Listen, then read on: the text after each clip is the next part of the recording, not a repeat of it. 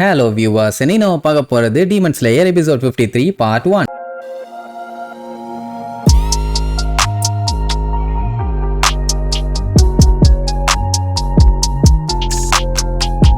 Open பண்ணா நம்ம ஹகானெசுகோவை காட்டுறாங்க. தலைவர் இன்னுமே கத்திய தீட்டுன்னு தீட்டிட்டு இருக்காரு. இவரு இங்க தீட்டி முடிக்கிறதுக்குள்ள அங்க நம்ம பையன் பாடையில போயிருவான் போல. சரி, டொக்கிட்டோ பாத்தீங்கன்னா இன்னுமே இந்த கியோகோங்கிற டீமன் கூட தானே சண்டை போட்டுட்டு இருக்கான். அவன் பாத்தீங்கன்னா பொசுகுன்னு மரத்து மேல ஏறி போய் உட்காந்துக்கிறான். இதுல வேற நீ அண்டர் எஸ்டிமேட் பண்ணாத, நான் அப்படி இப்படின்னு வேற லெவல்ல பில்டப். ஆனா இப்போ டொக்கிட்டோ சூப்பரா சண்டை போடுற ஜோனுக்குள்ள வந்துட்டான். அது ஏன்னு அவனுக்கே தெரியல. உடனே அந்த கியோகோ கடுப்பாகி எவ்வளவு தைரியம் இருந்தா என்னைய மரியாதை இல்லாம பேசுவேன், என்ன அதிகபட்சம் ஒரு 10 வருஷம் வாழ்ந்திருப்பியா அப்படின்ட்டு உடனே அவனும் இன்சல்ட் பண்ற மாதிரி பேசுவான். இவனுமே வர்ற மாதிரி இல்ல. அப்படின்னா நானும் ஒரு விஷயத்த சொல்றேன், உன்னை ரெஸ்பெக்ட் பண்ற அளவுக்கு நீ ஒண்ணு பெரிய புடலங்கா இல்லையே. உன்கிட்ட பேசினாலும் சரி, உன் மொசரக்கட்டைய பார்த்தாலும் சரி, ரெண்டுமே கிரீப்பியா கொடூரமா இருக்குது. இதுல எங்கத்த உனக்கு மரியாதை கொடுக்கறது? அதனால மூடுறாம்பா. அவன் உடனே பில்டப் பண்ணுவான், ஏன் அழக நீ அப்ரிஷியேட் பண்ணணும்னு எனக்கு அவசியமே இல்ல, என்ன நீ ஒரு அன்எஜுகேட்டட் பெல்லோ அப்படி இப்படின்னு எவ்வளவு கேவலப்படுத்திக்க முடியுமோ அவ்வளவு மாத்தி கேவலப்படுத்திக்குவானுங்க. இதுக்கு முன்னாடி கியோகோ பாத்தீங்கன்னா ஒரு 6 கை வச்சிருந்தான். இப்ப பாத்தீங்கன்னா இன்னும் எக்ஸ்ட்ரா நிறைய கையெல்லாம் வர வச்சு ஆளு பார்க்கவே கொஞ்சம் படு பயங்கரமா தான் இருக்கான். ரெண்டு பேருமே மாத்தி அவனுக்கு உருவத்தை பத்தி இன்சல்ட் பண்ணிக்கிட்டே தான் இருப்பானுங்க. ஆனா ஒண்ணு மட்டும் அந்த டீமனுக்கு நல்லா தெளிவாவே தெரியுது, அவன் வின் பண்றதுக்காக என்ன வேணாலும் பண்ணுவான்னு. கடைசியில் என்ன சொல்லுவான்னா, ஆமா நீ இவ்வளவு கேவலமான ஒரு உருவத்துல இருக்கிறதுக்கு காரணம் அந்த வேஸ்ட் தானா? ஆமா, அதுவுமே பார்க்க உருப்படியா இருந்த மாதிரி இல்ல, கஜா கன்றாவியா இருக்குன்னு அவனுக்கு வெறியேறிடுச்சு. இப்போதைக்கு அதுதான் அவனுக்கு வேணும். உனக்கு தாண்டா கண்ணு சரியில்லை கபோதின்னு சொல்லி பச்சையா திட்டிட்டு என்னோட ஷேப்பை பத்தி நீ எப்படிடா பேசலான்னு அவனோட பிளட் டீமன் ஆர்ட் யூஸ் பண்ணுவான். கிட்டத்தட்ட 10,000 கணக்குல கிளைடிங் ஸ்லைம் ஃபிஷ்னு சொல்லுவாங்க. அந்த ஃபிஷ் அவனை கட்டிக்கிறதுக்காக கொடூரமா வரும். அந்த 10,000மே பாத்தீங்கன்னா அசசைன் ஃபிஷ். எலும்ப கூட விடாம கவுன்னு கவி ஒருத்தன் அந்த பூமியில இருந்தாங்கிறதுக்கு அடையாளமே இல்லாத அளவுக்கு தின்னுட்டு போயிடும். அதுக்கெல்லாம் அவன் அசர்ற மாதிரி இல்ல, அவனோட மிஸ்ட் பிரீத்திங் யூஸ் பண்ணி சும்மா கண்ணா பின்னான்னு வெட்டுன்னு வெட்டி வீசுவான். அதுவும் ரொம்ப நேரம்லாம் எடுத்துக்க மாட்டான், கொஞ்ச நேரத்திலேயே சோழிய முடிச்சிருவான். இத பார்த்துட்டு அவன் ஆடி போயிட்டான், அசந்து போயிட்டான்.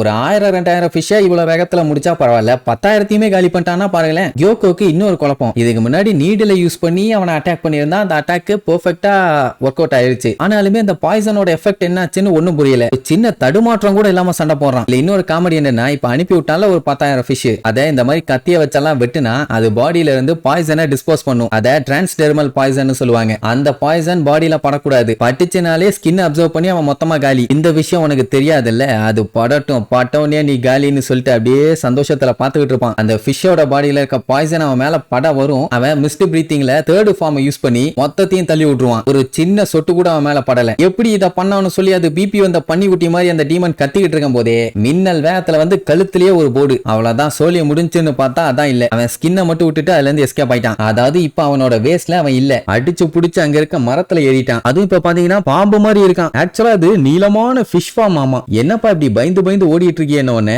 என்னோட உண்மையான விஸ்வரூபத்தை உனக்கு காட்ட வேண்டாமா? இந்த ஃபார்ம்ல நீ பாத்துக்கிட்டு இருக்க ஒரு தேர்ட் பர்சன் தான் நீ. அப்படி இப்படின்னு அவன் பாட்டுக்கு வளரிட்டு இருப்பான். நம்மால பாத்தீங்கன்னா பெருசா ரியாக்ஷனே கொடுக்க மாட்டான். இதுல வேற இது இந்த மாதிரி ஒரு ஃபார்முக்கு மாறினதை பார்த்ததுக்கு அப்புறம் யாருமே உயிரோட இருந்தது இல்லையாமா. அப்படி இருந்தா தானே இவரோட கதையை சொல்ல முடியும். அப்படி இப்படின்னு என்னென்னமோ பில்டப் பண்ணுவான். ஆனா டொக்கிட்டோ கிட்ட ரியாக்ஷனே இருக்காது. அவன் பாடியில இருக்க அந்த ஸ்கேல்ஸ் எல்லாம் பாத்தீங்கன்னா டைமண்டையே பிரேக் பண்ற அளவுக்கு பயங்கர ஸ்ட்ராங்கான ஸ்கேல்ஸ். ஆமா, இந்த பியூட்டியை தான் வெளியில தெரியக்கூடாதுன்னு சொல்லி அந்த வேஸ்குள்ளேயே மறைச்சு வச்சான்னு வேற பில்டப். நம்ம பையன் எதுவுமே பேசல, ஏதோ கிறுக்கன் உளறிட்டு இருக்காங்கிற மாதிரி அப்படியே கூடுவானா. ஏதாச்சும் பேசுடா, பேசு, ஏன்டா என் உசர வாங்குற? ஒன்னா திட்டு இல்ல பாராட்டு, எதுவுமே பண்ணாம ஏன்டா அப்படி பண்ற அப்படின்னு நீ தாண்டா வாய மூடிட்டு இருன்னு. அதனாலதான் சைலண்டா இருக்கேன். நீ பண்ணது ஒண்ணு எனக்கு அவ்வளவு பெரிய சர்ப்ரைஸா இல்லன்னு சொல்லும் போதே சடனா பஞ்ச் பண்றதுக்கு பக்கத்துல வந்துருவான். நல்ல வேலை, அதுக்குள்ள நம்மளால அப்படிக்கான்னு எஸ்கேப் ஆகி மரத்து மேல போய் உட்காந்துக்குவானா. உடனே இப்ப இவன் கிண்டல் பண்ணுவான், என்னப்பா பயந்து போய் இப்ப நீ மரத்து மேல உட்காந்துக்கிட்டேன்னு. அப்ப என்ன இருக்குன்னா, நம்மளோட சட்டையை அவன் தொட்டிருப்பான். அது என்னவும் தண்ணி மாதிரி பரவும். அந்த தண்ணிப்பட்ட இடம் எல்லாமே அப்படியே ஃபிஷ்ஷாவே மாறிடும். அட வேற ஒண்ணும் இல்ல, அவன் எந்தெந்த இடத்த தொடுறானோ அந்த இடம் எல்லாமே ஃப்ரெஷ் ஃபிஷ்ஷஸா மாறிடும் வைங்க. இதுல வேற அவனோட பாடியை யூஸ் பண்ணி சும்மா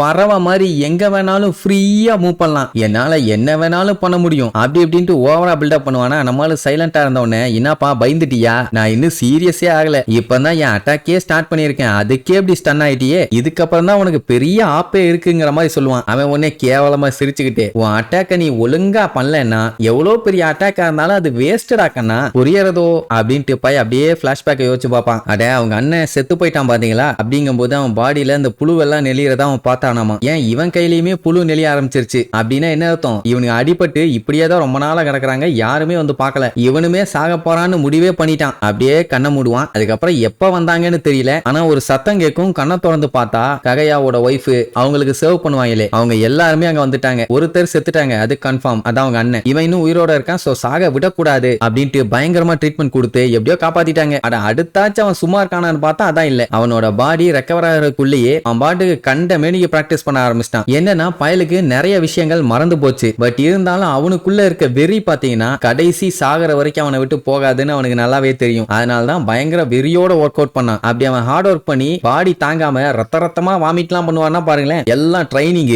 இந்த மாதிரி டீமன்ஸ் எல்லாம் போட்டு தள்ளணும் தான். சோ அவ்வளவு பிராக்டிஸ் பண்ணும்போது இந்த டீமன்ஸை காலி பண்ணாம விடுவானா, வெறி குண்டு பாஞ்சு வருவான். அவன் வளைச்சு அட்டாக் பண்ணுவான்னு வைங்களேன். நம்மால என்ன பண்ணுவான், அவனோட மூவ்மெண்ட்ஸ் எல்லாத்தையுமே க்ளோஸா வாட்ச் பண்ணுவான். அந்த டீமன் லூஸுக்கு அவ்வளவு கான்பிடென்ட் இவனை எப்படியும் கொண்டுலான்னு. சோ வண்டையா டயலாக் எல்லாம் அடிச்சுட்டு ஒரு கட்டத்துல பின்னாடி இருந்து வந்து அட்டாக் பண்ணுவான். பார்த்தா ஆளை காணும், அதாவது மிஸ்டா மாறிடுவான். என்னடான்னு பார்த்துட்டு இருக்கும்போது பின்னாடி வந்துட்டு இருப்பான், அதை போய் அட்டாக் பண்ணா அவனுமே மிஸ்ட். இப்படியே அடுத்தடுத்து ஏகப்பட்ட பேர் அங்கன்னு வந்துகிட்டே இருப்பாங்க. நான் அட் அ டைம்ல ஒருத்தர் தான் வருவாங்க. அப்படி வர டொக்கிட்டோ உருவம் எல்லாத்தையும் அட்டாக் பண்ணிட்டே இருப்பான். ஆனா எல்லாமே மிஸ்டா மாறிடும். அப்படியே பண்ணி அந்த மொத்த ஏரியாவையுமே அவன் மிஸ்டா மாத்திட்டான். எங்க போனான்னு பாத்துக்கிட்டு இருக்கும்போது நீ இந்த விஷயத்தை சீரியஸா எடுத்துக்காம விட்டுட்டேன்னு சொல்லிட்டு ஓங்கி வந்து கழுத்துலயே ஒரு போடு, அவ்வளவுதான். தலை அப்படியே துண்டா கீழே விழும். அவனுக்கு என்னன்னா நெத்தியில கண்ணு மேலையும் வாயில கண்ணு கீழே இருக்கும். தலை கட்டாயி கீழே விழும் போது அப்ஸ் அண்ட் டவுனா விழும்ல. ஐயோ ஏதோ சரியில்லையே, என்னால ஒழுங்கா சென்ஸ் பண்ண முடியல, நான் எப்படியாச்சும் இப்ப நடந்த விஷயத்த எல்லாத்தையுமே ஒரு ஷார்ட் ஒர்க்கா பண்ணி லார்டு முசனுக்கு ரிப்போர்ட்டா அனுப்பணும் அப்படின்னு சொல்லி புலம்பிக்கிட்டே விழுவான். அதுக்கப்புறம் தான் அவனுக்கு தெரியுது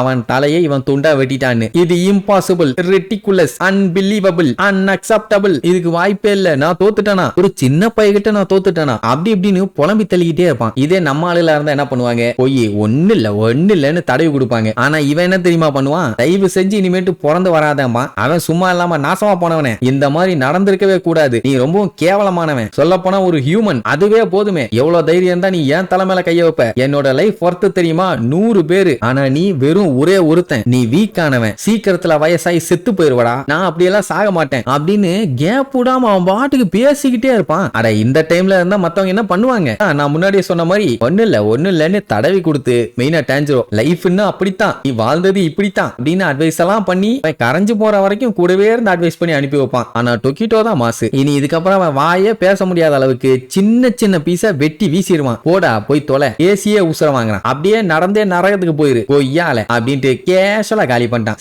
சரி இனி இதுக்கப்புறம் மிச்சம் இருக்க அந்த டீமனை இவங்க போட்டு தரலாங்களா இல்ல அது இவங்கள பொழுது கட்டுச்சான்னு அடுத்த எபிசோட்ல பார்க்கலாம். டாடா.